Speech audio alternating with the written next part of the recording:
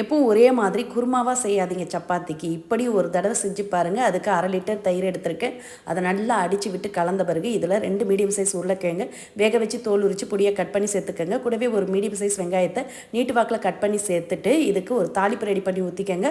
அதுக்கு ஒரு கடாயில் 2 டேபிள் ஸ்பூன் எண்ணெய் ஊற்றி சூடானதும் கடுகு, 2 வரமிளகாய், கொஞ்சம் பெருங்காயத்தூள், 10 சின்ன வெங்காயம் பொடியை கட் பண்ணி சேர்த்து நல்லா வதக்கிக்கங்க. சின்ன வெங்காயம் நல்லா வதங்கி வந்த பிறகு இதோட கொஞ்சம் ஃப்ரெஷ்ஷான கருவேப்பிலை சேர்த்துக்கங்க. கூடவே 1/4 டீஸ்பூன் மஞ்சத்தூள், 1 டீஸ்பூன் மிளகாய் தூள் சேர்த்து நல்லா பச்சை வாசனை போகிற அளவுக்கு கலந்துட்டு இந்த தாளிப்பு எடுத்து தயிரோட சேர்த்து கலந்துக்கங்க. இது கூடவே தேவையான அளவு உப்பும் ஃப்ரெஷ்ஷான கொத்தமல்லி இலைகளும் சேர்த்து நல்லா கலந்து பரிமாறி பாருங்க. 10 சப்பாத்தி பூரி கூட கேட்டு வாங்கி சாப்பிடுவாங்க. சாதத்தோடு பக்காவான அருமையான காம்பினேஷனாக இருக்கும்.